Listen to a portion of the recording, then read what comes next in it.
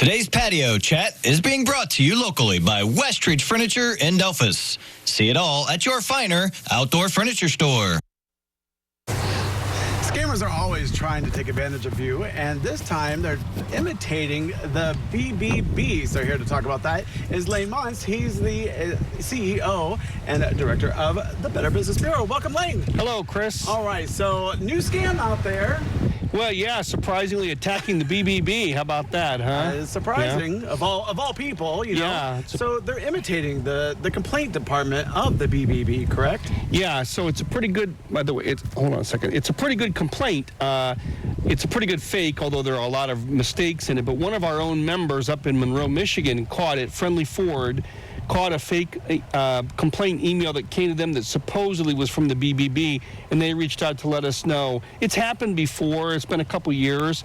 It must cycle around every so often. Yeah, so there was a good way to point out why this was a fake, because they used, instead of a .org, right? You guys are BBB. We are .org, yes. They use .com. Right. And so, but it's so easily, you know, you could be mistaken because it's such a simple change. Well, so we process about 4,000 complaints a year at our BBB. We resolve most of those, and between consumers and businesses. So if you're a business, you know, and you get an email from us, and it could be legitimate, you're going to have to look carefully, make sure there are no misspellings, make sure you recognize the customer's name, make sure it's .org, it comes from a .org and not a .com, you know. All of those things are red flags, because I think we spell well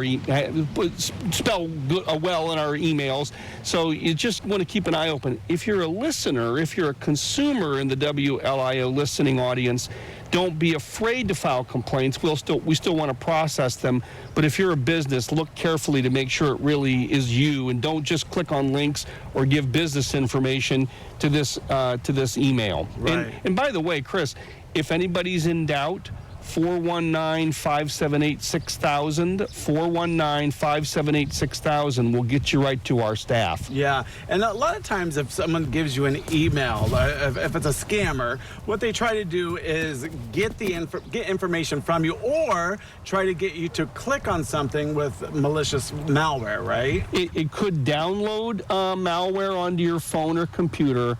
But it will certainly, let them know that you want to respond, and then so it'll sort of draw attention to you that, yes, you might bite on a scam. And of course, if they get you on the line or in a chat, they're going to want bank information and whatnot. Yeah. Now, when you click on something and it does put malware onto your, let's say, your computer at home, well, what does that malware usually do? What is that?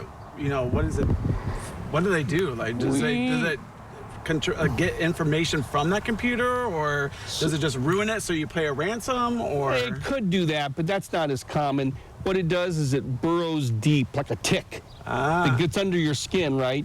It gets under the protections of your computer, and it could sit there and just allow them to monitor information, including sensitive banking information or financial information. You don't want it on there, and I'm not an IT professional. Certainly get help from a qualified IT professional to scan your system and make sure it hasn't burrowed in. Right, you know. and it's quite common. A lot of people click on this. People are easily fooled. I will say I can be easily fooled as well, as much as I've listened to you and talked to you. You know, it's so close to, a lot of times the scammers are so close to the original that you don't even think about it. Because you get emails all the time. Phone calls are another thing that I'm just like, no, if I don't recognize your number, I'm not going to answer, or I just go, no thanks, click, But emails, you think about those emails that come in, day out, and you just get piled up into your email account. So you can be really sophisticated about it. You can be aware, but then you just get one that catches you when you're in a hurry or a moment of weakness and you're distracted and you don't have time.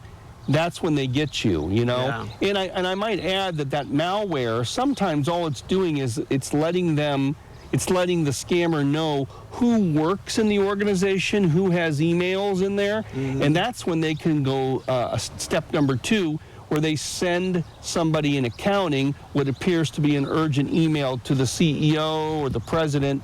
So we just want our businesses, of course, to be very safe. Yes, we're still processing complaints, and we always want to do that. But just be careful it's not a fake one. You know, that would be devastating. Exactly. And always contact your Better Business Bureau. They're always here to help. And Lane, thank you as always for keeping everyone safe. We appreciate it. Thanks, Chris, for having me on. All right, well, don't go away because medical news is coming up next.